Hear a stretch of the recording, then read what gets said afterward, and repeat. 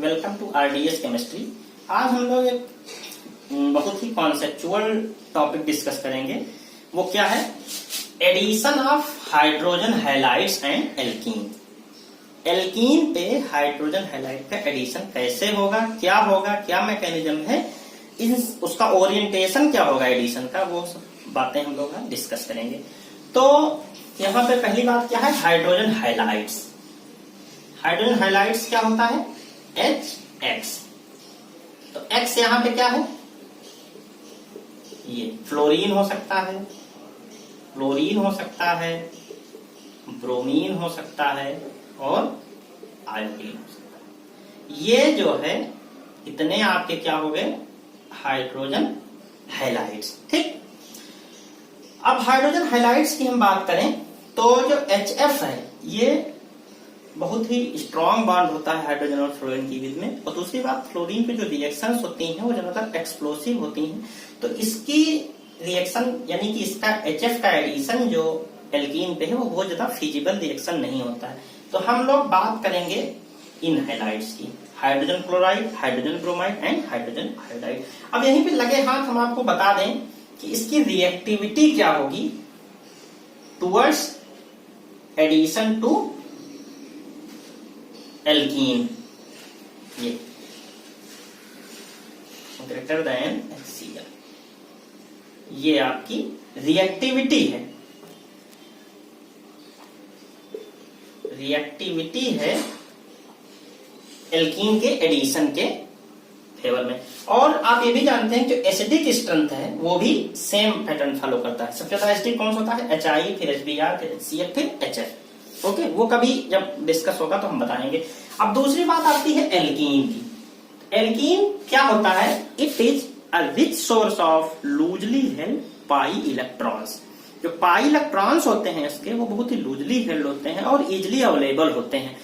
तो ये क्या है? अनसैचुरेटेड सिस्टम होता है, ये आप जानते हैं। इसके पास लूजली हेल्ड पाई इलेक्ट्रॉन्स है। तो ये क्या करेगा? ये जो हाइड्रोजन हैलाइड्स है वो जाके वहां पे एडिशन होगा। तो जो ये रिएक्शन है क्या है? Addition of hydrogen halide. ये किस रिएक्शन का एग्जाम्पल है? ये एग्जाम्पल है electrophilic addition reaction.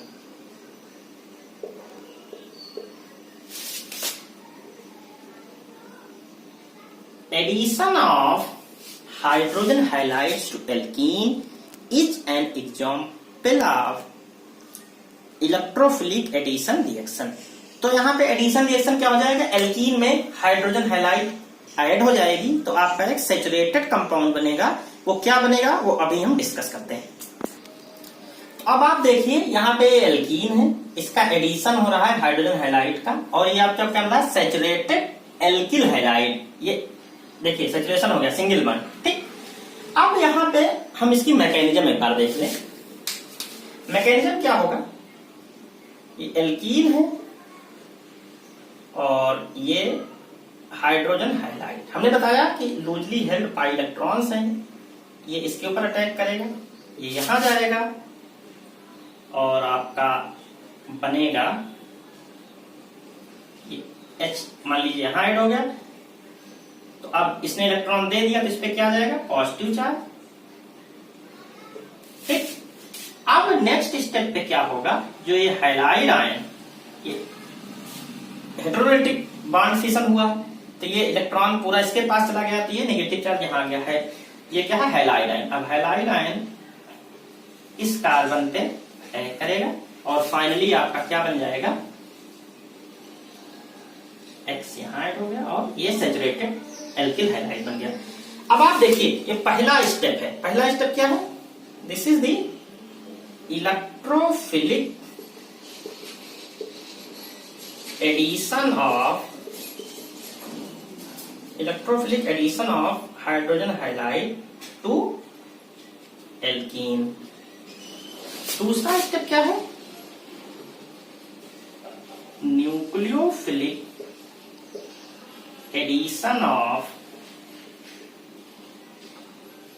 Halide ion to carbocation. अब आप देखिए पहले स्टेप में क्या हुआ कि ये जो पाई इलेक्ट्रॉन्स थे उसने अटैक किया हाइड्रोजन हाइलाइट के ऊपर। ये क्या है, इलेक्ट्रोफिलिक एडिशन है। ठीक, अब यह इलेक्ट्रोलिटिक फिशन हुआ, हाइलाइट आयन अलग हो गया और H जो है इस एल्कीन पे ऐड हो गया। ये आपका इंटरमीडिएट है। ये इंटरमीडिएट क्या है, कार्बोकैटायन। ठीक, तो इस रिएक्शन में इंटरमीडिएट क्या बनता है, कार्बोकैटायन। फिर नेक्स्ट स्टेप क्या है, जो हैलाइड आयन था आपका वो nucleophilic addition of halide to carbocation. इस कार्बोकैटायन पे जो कार्बन है प्लस चार्ज इस पे है उसी पे अटैक करता है और आपका ये कंपाउंड बन जाता है प्रोडक्ट। ठीक, अब इस रिएक्शन में इंटरमीडिएट क्या बना है, कार्बोकैटायन। तो हम थोड़ी सी बात कार्बोकैटायन के बारे में करेंगे। कार्बोकैटायन जो होता है वो sp2 हाइब्रिडाइज्ड स्पीसीज है।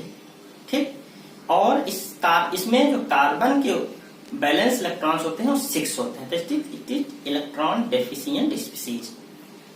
और इसमें हम स्टेबिलिटी की बात करेंगे तो कार्बोकैटायन भी 3 तरह के होते हैं।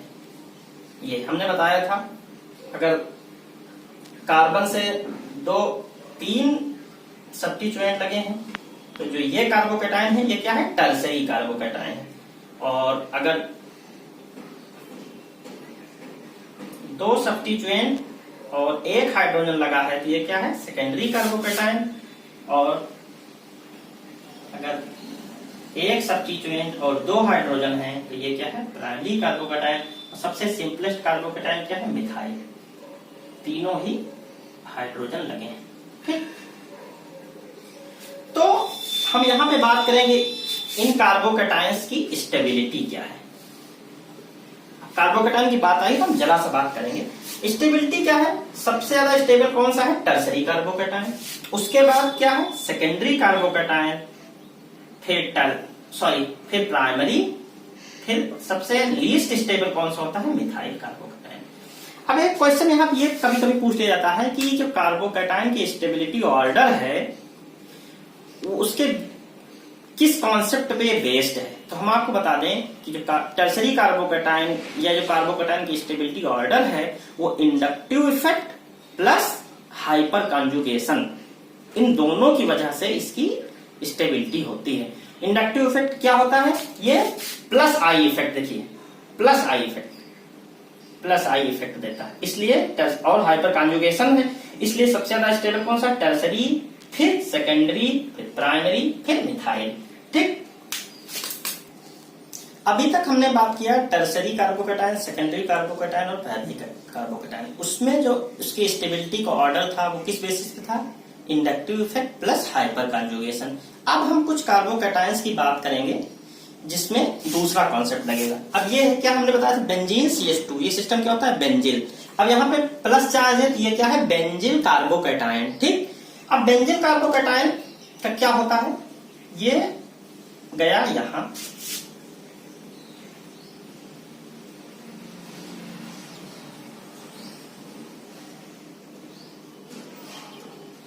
अब यहां डबल बॉन्ड आ गया CH2 और ये पॉजिटिव चार्ज यहां आ गया। ऐसे ही रेजोनेटिव स्ट्रक्चर बने रहेंगे। और इसमें क्या हुआ, ये बॉन्ड यहां चला गया और इसका रेजोनेटिव स्ट्रक्चर कैसे बनेगा, अब पॉजिटिव चार्ज यहां आ जाएगा क्योंकि इलेक्ट्रॉन इधर चला गया, ठीक। ऐसे ही इसके भी रेजोनेटिंग स्ट्रक्चर बन जाएंगे। ये जो क्या स्पीसीज हमने बताया था, एलाइल। यहाँ पे जो कार्बोकैटायन वो कौन सा है, एलाइल कार्बोकैटायन। तो यहाँ पे ध्यान देने वाली बात ये है कि जहां पर भी बेंजिल कार्बोकैटायन और एलाइलिक कार्बोकैटायन आएगा, ये दोनों ही बहुत ही स्टेबल कार्बोकैटायन होते हैं, पहली बात। दूसरी बात, ये क्यों स्टेबल होते हैं उसका कारण है पे resonance stabilization. Due to resonance stabilization, benzyl carbocation and allylic carbocation are the one of the most stable carbocation. ठीक, तो ये कार्बोकैटायन की स्टेबिलिटी की बात हो गई। ये दोनों कार्बोकैटायन क्यों स्टेबल है, ड्यू टू रेजोनेंस स्टेबलाइजेशन। और टर्सरी, सेकेंडरी और प्राइमरी में जो ऑर्डर ऑफ स्टेबिलिटी है, यानी कि टर्सरी सबसे ज्यादा स्टेबल, फिर सेकेंडरी, फिर प्राइमरी, वो क्यों है, due to inductive effect and hyperconjugation. अब हम लोग फिर से इसी रिएक्शन पे आते हैं। तो इस रिएक्शन में हमको क्या देखना है कि ओरिएंटेशन ऑफ एडिशन इस हाइड्रोजन हैलाइड का क्या है। ठीक, अब इस रिएक्शन को देखने पे आपके मन में दो बातें आ रही हैं, एक एल्कीन, दूसरा क्या है रिएजेंट। यहाँ पे रिएजेंट क्या है, हाइड्रोजन हैलाइड। तो हाइड्रोजन हैलाइड एक अनसिमेट्रिकल रिएजेंट है, आप जैसा कि देख रहे हैं दोनों सिमेट्रिकल नहीं है। और एल्कीन क्या है, एल्कीन दोनों हो सकती है, सिमेट्रिकल भी हो सकती है और अनसिमेट्रिकल भी हो सकती है। तो हम ये देखेंगे कि ओरिएंटेशन ऑफ एडिशन का क्या इंपैक्ट है सिमेट्रिकल एल्कीन पर और अनसिमेट्रिकल एल्कीन पर। ओके, चलिए देखते हैं। अब हम क्या देखते हैं कि एडिशन ऑफ हाइड्रोजन हैलाइड का क्या ओरिएंटेशन है सिमेट्रिकल एल्कीन पे। ठीक, तो यहाँ पे अब ये हाइड्रोजन चाहे यहां जुड़ जाए चाहे यहां जुड़ जाए, दोनों ही कंडीशन में सेम स्पीसीज बनेगी। ये सिमेट्रिकल एल्कीन है, आप देख रहे हैं, यहां भी देखिए सिमेट्रिकल एल्कीन है। ठीक, तो सिमेट्रिकल एल्कीन है, यहां पे भी हाइड्रोजन चाहे यहां जुड़े चाहे यहां जुड़े। अगर यहां जुड़ेगा तो नंबरिंग, जिधर से एक्स जुड़ेगा उधर से नंबरिंग हो जाएगी, बात दोनों सेम है। तो ये ब्यूटीन ब्यूटूइन है, यहां पे भी हमने देखा। तो इसके मतलब क्या है कि orientation of addition of HBr on alkene on symmetrical alkene पे कोई भी इफेक्ट नहीं पड़ेगा, सिर्फ और सिर्फ एक ही कंपाउंड एक ही प्रोडक्ट बन रहा है। ओके, अब हम देखते हैं कि addition of hydrogen halide on unsymmetrical alkene पे क्या हो रहा है। ठीक, चलिए देखते हैं। अब देखिए यहां पे हमने एल्कीन्स ली हैं 3। ठीक, 3 के तीनों एग्जाम्पल किसकी हैं, अनसिमेट्रिकल एल्कीन की। देख लीजिए आप, सबसे मोस्ट सिंपलेस्ट अनसिमेट्रिकल एल्कीन कौन सी, प्रोपाइलीन। ठीक, दूसरा क्या है, स्टायरीन। तीसरा ये देखिए, ये भी अनसिमेट्रिकल है। अब हम इसका एडिशन देखते हैं, ओरिएंटेशन जो हम बात कर रहे थे। अब यहाँ पे 2 कार्बन है, अब एक में हम देखते हैं कि हाइड्रोजन इस कार्बन पे जुड़ता है, इस कार्बन पे जुड़ता है, तो दोनों की पॉसिबिलिटी क्या है, तो 2 प्रोडक्ट हमेशा बनेंगे। एक बार अगर ब्रोमीन यहां जुड़ा तो ये प्रोडक्ट बनेगा, अगर हाइड्रोजन यहां जुड़ा तो ये प्रोडक्ट बनेगा। आप लोग ध्यान से देखिएगा इसको। वही चीज स्टायरीन में भी है, अगर यहाँ पे हाइड्रोजन जुड़ रहा है इस कार्बन पे तो ये वाला प्रोडक्ट बनेगा, और अगर इस कार्बन पर ब्रोमीन जुड़ रहा है, ब्रोमाइड आयन, तो ये प्रोडक्ट बनेगा। इस अनसिमेट्रिकल एल्कीन में भी आप देखिए, अगर यहाँ पे हाइड्रोजन जुड़ रहा है इस कार्बन पे तो ये वाला प्रोडक्ट आपका बनेगा, अगर यहाँ पे ब्रोमाइड आयन जुड़ रहा है तो ये वाला प्रोडक्ट बन रहा है। तो हर अनसिमेट्रिकल एल्कीन में 2 टाइप्स के आइसोमेरिक प्रोडक्ट बनने के चांसेस हैं। जबकि देखा क्या गया ऑब्जर्वेशन में कि केवल ये वाला प्रोडक्ट बनता है, ये वाला प्रोडक्ट नहीं बनता है। इसमें ये वाला प्रोडक्ट नहीं बनता है, ये वाला प्रोडक्ट बनता है। इसमें क्या देखा गया कि ये वाला प्रोडक्ट नहीं बनता है, ये वाला प्रोडक्ट बनता है। ठीक, ये नहीं बनेगा, ये भी नहीं बनेगा और ये नहीं बनेगा। तो ये देखा गया कि केवल एक ही एक्सक्लूसिव प्रोडक्ट बनता है। तो ये बातें लोगों के मन में आती रही। फिर 1869 में एक रशियन साइंटिस्ट थे व्लादिमीर मार्कोनिकॉव।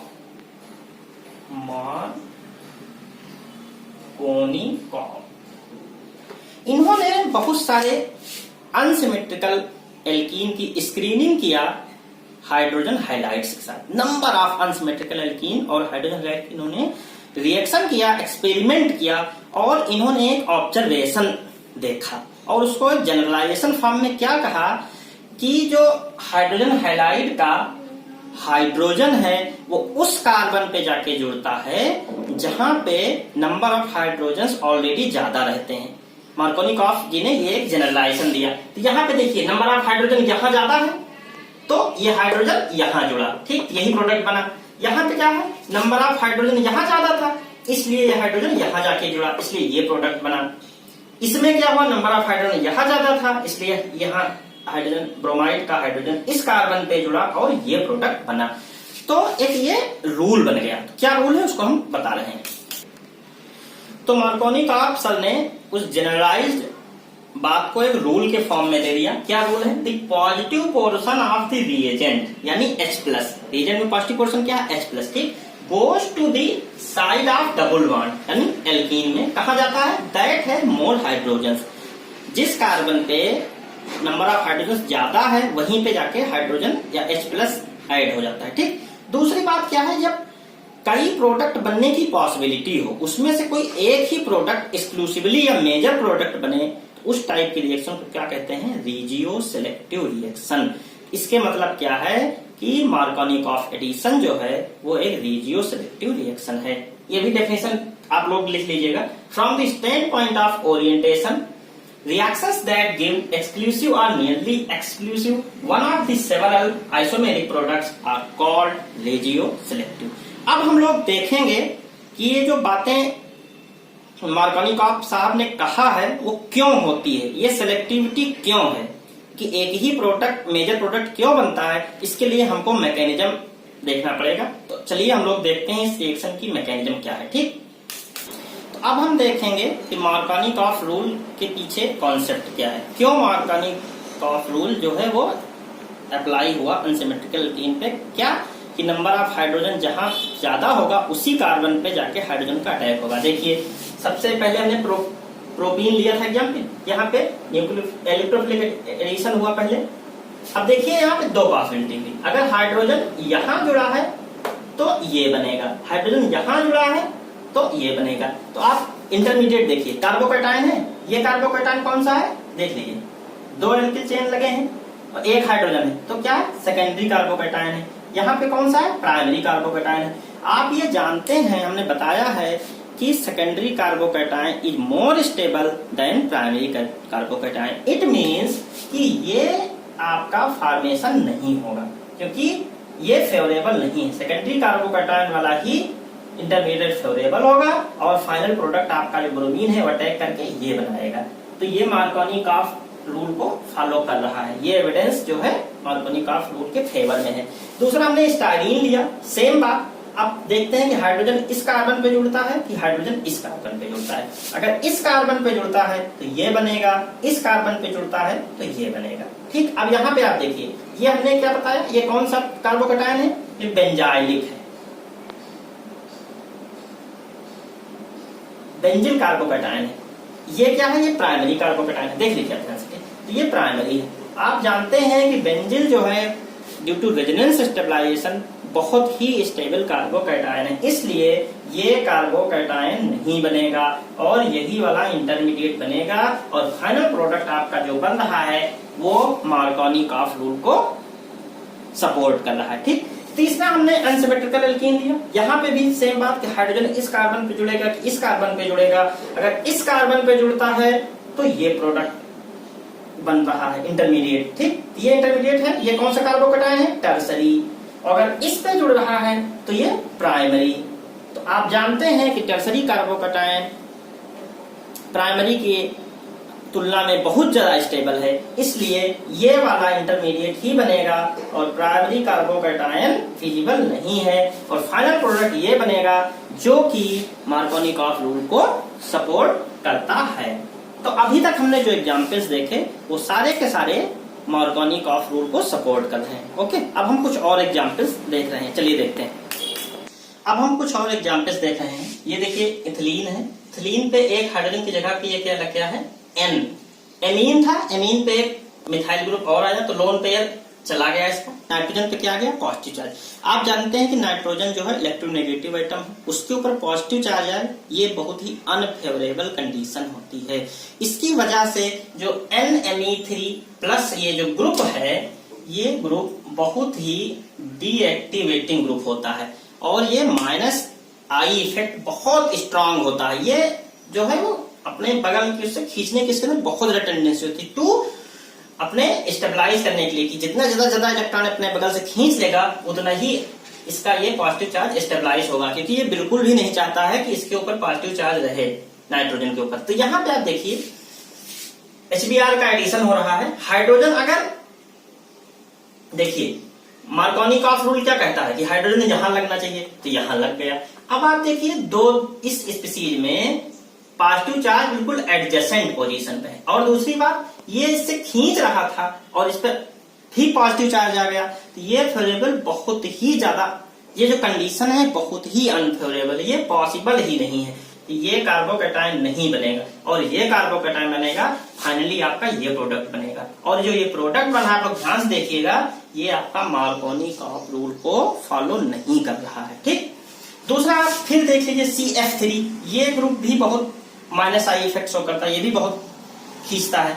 यहाँ पे अगर मार्कोनी-कॉफ के हिसाब से एडिशन करेंगे तो यहाँ हाइड्रोजन जाता है, यहाँ हाइड्रोजन गया और पॉजिटिव चार्ज यहाँ आ गया, तो पॉजिटिव चार्ज है और ये खींच रहा है CF3 ग्रुप, तो ये कंडीशन भी फेवरेबल नहीं है। तो ये कार्बोकैटायन आपका नहीं बनेगा, उसकी जगह पे हाइड्रोजन यहाँ ऐड होगा और यहाँ पे पॉजिटिव चार्ज आएगा, ये कार्बोकैटायन आपका फेवरेबल है। और फाइनल जो प्रोडक्ट बन रहा है आप ध्यान से देखिए, ये प्रोडक्ट भी मार्कोनी-कॉफ रूल को फॉलो नहीं कर रहा है। ठीक, तीसरा एग्जाम्पल आप ये देखिए, यहाँ इस एल्कीन को आप देख के जान ही नहीं पाएंगे कि यहाँ साफ साफ दिख रहा है ना कि दोनों कार्बन पे सेम हाइड्रोजन है। तो मार्कोनी-कॉफ रूल हम यहाँ कैसे लगाएंगे, हमको पता ही नहीं है कि यहाँ हाइड्रोजन कहाँ जाता है, क्योंकि दोनों में सेम हाइड्रोजन है। तो हम इसके लिए मैकेनिज्म बना के देखे, मैकेनिज्म बनाया। अब रैंडमली हमने पहले इस कार्बन पे हाइड्रोजन ऐड किया तो ये स्पीसीज बनी, और इस कार्बन पे ऐड किया तो ये कार्बोकैटायन बना। अब आप देखिए ये कार्बोकैटायन कौन सा है, सेकेंडरी कार्बोकैटायन है। ये कार्बोकैटायन कौन सा है, ये बेंजाइलिक है। तो हमने आपको बताया था कि due to resonance stabilization benzyl carbocation बहुत ही ज्यादा स्टेबल होता है, तो ये नहीं बनेगा और ये बनेगा। ठीक, फाइनल प्रोडक्ट ये बनेगा। तीसरा, यहाँ पर ब्रोमीन लगा है। अब यहाँ पे मार्कोनी-कॉफ एडिशन करेंगे तो हाइड्रोजन यहाँ गया ये, और इस कार्बन पे अगर हाइड्रोजन गया तो ये गया, तो आप कहेंगे कि ये पॉजिटिव चार्ज है और ये ब्रोमीन भी इलेक्ट्रॉन खींचने वाला ग्रुप है, तो ये फेवरेबल नहीं है। लेकिन नहीं, आप इलेक्ट्रोफिलिक सब्स्टिट्यूशन रिएक्शन में पढ़े हैं कि बेंजीन जो है रिंग डीएक्टिवेटिंग ग्रुप तो होता है, लेकिन वो ऑर्थो पैरा डायरेक्टर भी होता है। क्यों होता है, ड्यू टू रेजोनेंस। तो ये जो लोन पेयर है इसके पास, ये यहां दे देगा, तो इसका जो पॉजिटिव चार्ज है वो स्टेबलाइज हो जाएगा, इसलिए ये वाला कार्बोकैटायन बनता है और ये कार्बोकैटायन नहीं बनता है। अब यहाँ पे संयोग देखिए कि ये जो प्रोडक्ट है वो मार्कोनी-कॉफ रूल को फॉलो कर रहा है। ठीक, तो आपने 4 एग्जाम्पल देखा, इसमें से 3 नहीं फॉलो करता है, 1 फॉलो करता है, मतलब रैंडम है, कहीं फॉलो करता है कहीं नहीं फॉलो करता है। तो इसके लिए हमको मैकेनिज्म बना के देखना जरूरी है, और इसी के साथ हम मार्कोनी-कॉफ रूल की डेफिनेशन को थोड़ा चेंज करते हैं, एक ऑथेंटिक डेफिनेशन देते हैं जो कि सब पे एप्लीकेबल होगा। ठीक, चलिए देखते हैं। अब हम ये देखेंगे कि मार्कोनी-कॉफ की जहां पे बात आए, हम मार्कोनी-कॉफ रूल को फॉलो ना करें, चुपचाप उसकी मैकेनिज्म बना लें, और मैकेनिज्म बनाते समय जो फर्स्ट स्टेप में जो कार्बोकैटायन बनता है उसकी स्टेबिलिटी देख लें। अगर जिस केस में कार्बोकैटायन ज्यादा स्टेबल होगा वही प्रोडक्ट माना जाएगा। उसके लिए डेफिनेशन फिर से रीवर्ड की गई मार्कोनी-कॉफ रूल की। तो electrophilic addition to a carbon carbon double bond involves the intermediate formation of the more stable carbocation. ठीक, अब एक और क्वेश्चन है लगा हुआ उसी मार्कोनी-कॉफ रूल से। ये देखिए, ये एल्कीन है, अनसिमेट्रिकल एल्कीन है, HBr का एडिशन हो रहा है। हाइड्रोजन अगर यहां एडिशन हो रहा है तो ये बनेगा, ये क्या है, प्राइमरी कार्बोकैटायन। ठीक, अब यहाँ पे अगर हाइड्रोजन का एडिशन हो रहा है, यहाँ जो इंटरमीडिएट बन रहा है वो क्या है, सेकेंडरी कार्बोकैटायन। ठीक, लेकिन कभी कभी भाई प्राइमरी के कंपेरिजन में सेकेंडरी तो ज्यादा स्टेबल है, यही वाला फिजिबल है, ये तो बनेगा नहीं कतई। ठीक, लेकिन कभी कभी क्या होता है कि रीअरेंजमेंट भी हो जाता है कार्बोकैटायन में, तो वही बात बताने के लिए हमने ये एग्जाम्पल लिया है। अब यहाँ पे क्या है, ये सेकेंडरी कार्बोकैटायन, ये जो पूरा पूरा मिथाइल ग्रुप है वो जाके यहाँ लग जाता है। अब जब यहाँ लग गया तो ये मिथाइल ग्रुप आ गया यहाँ, और ये रिजल्टिंग कार्बोकैटायन जो बना वो क्या है, टर्सरी कार्बोकैटायन। तो टर्सरी कार्बोकैटायन सबसे ज्यादा स्टेबल होता है। तो ये टर्सरी कार्बोकैटायन बनने के लिए ही ये रीअरेंजमेंट हुआ है। अब आप क्वेश्चन करते समय ये ध्यान देंगे कि अगर रीअरेंजमेंट की पॉसिबिलिटी है, यानी कि रीअरेंजमेंट होने से मोर स्टेबल कार्बोकैटायन बनता है, तो वहां पे रीअरेंजमेंट ऑफ कार्बोकैटायन भी पॉसिबल होता है और फाइनल प्रोडक्ट आपका ये बनेगा। ओके, अब हमने क्या पढ़ा मार्कोनी ऑफ रूल में?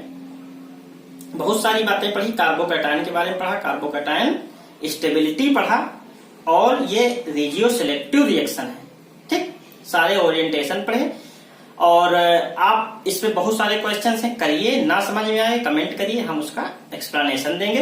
अब नेक्स्ट वीडियो में हम लोग एंटी मार्कोनी ऑफ रूल या पेरोक्साइड इफेक्ट के बारे में डिस्कस करेंगे। थैंक